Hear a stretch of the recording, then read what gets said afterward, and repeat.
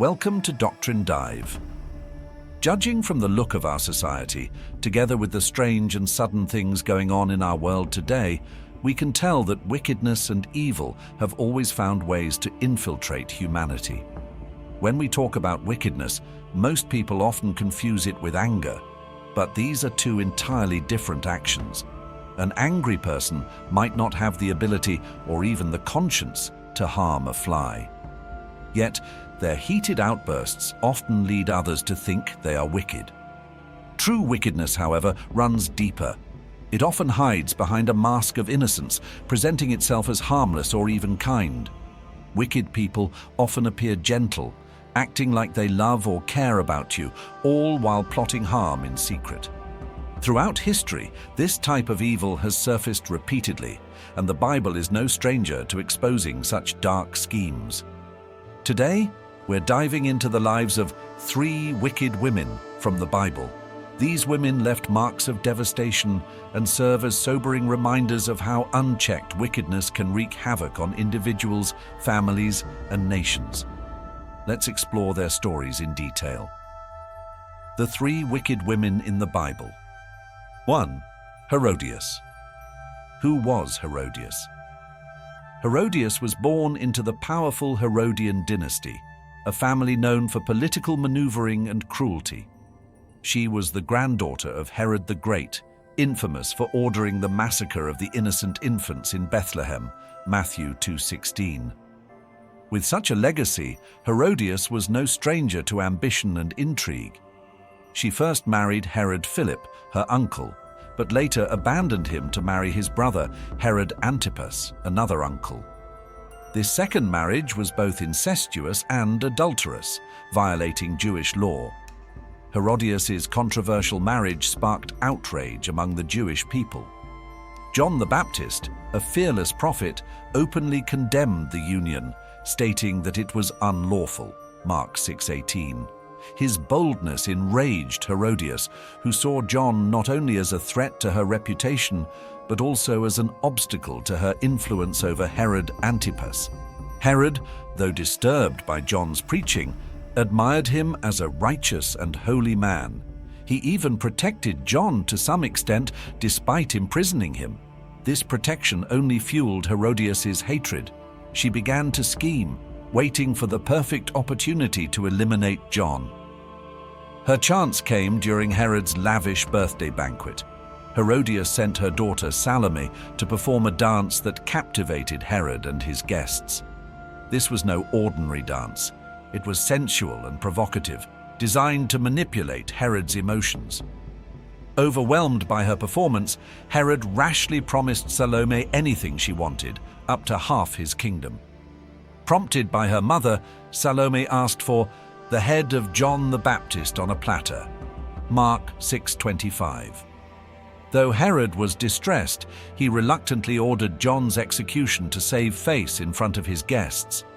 Herodias' actions led to the death of one of the greatest prophets. John's beheading silenced a voice of truth, leaving Herod haunted by guilt and paranoia. Herod later mistook Jesus for John resurrected, showing the lingering impact of Herodias' manipulation, Matthew 14:1-2. Herodias' story is a chilling example of how bitterness and revenge can corrupt a person's soul, leading to devastating consequences for others. 2. Athaliah. Who was Athaliah? Athaliah was the daughter of Ahab and Jazebel, rulers of Israel known for their idolatry and wickedness. She inherited her parents' devotion to Baal and brought this idolatry into Judah when she married Jehoram, the son of King Jehoshaphat of Judah. Athaliah's marriage was likely a political alliance, but it introduced Baal worship into the southern kingdom, corrupting the spiritual life of Judah. When her son, Ahaziah, became king, Athaliah influenced him to continue promoting Baal worship. However, Ahaziah's reign was short-lived. He was killed during Jehu's purge of Ahab's house, 2 Kings 9:27. Seizing the opportunity to consolidate power, Athaliah declared herself queen.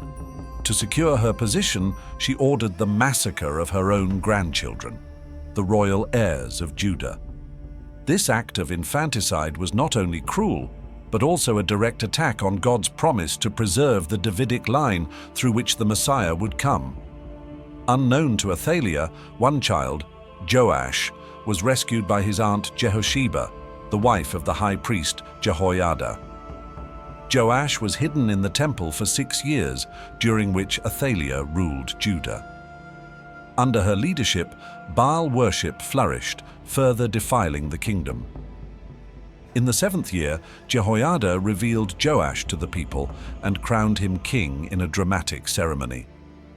When Athaliah heard the shouts of celebration, she rushed to the temple, crying, "Treason!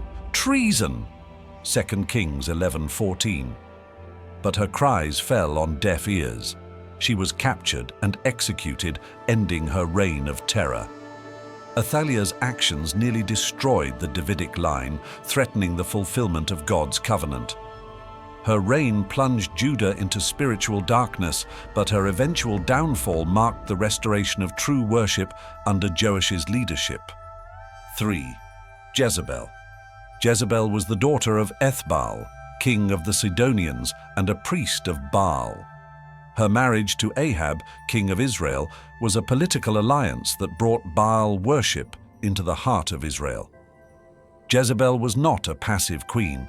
She was fiercely devoted to her gods and actively worked to suppress the worship of Yahweh.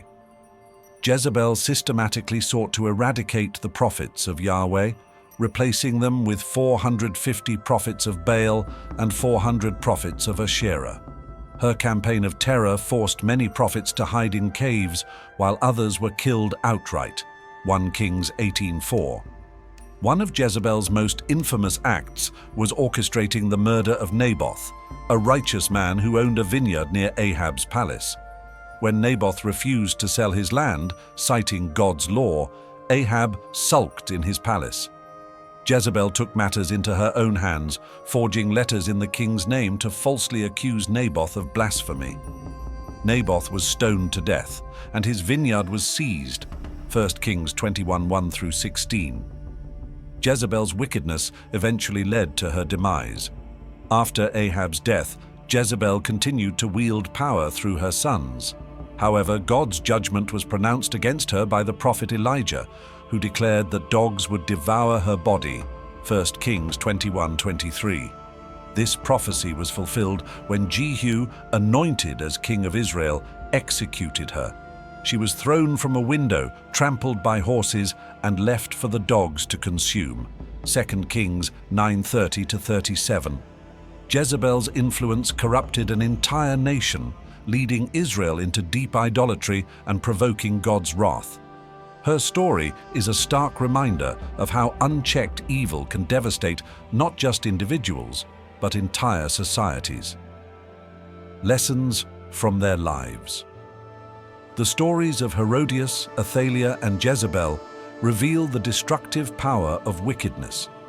Each of these women used their influence to pursue selfish ambitions, leaving trails of devastation in their wake. Yet their stories also highlight God's sovereignty and justice.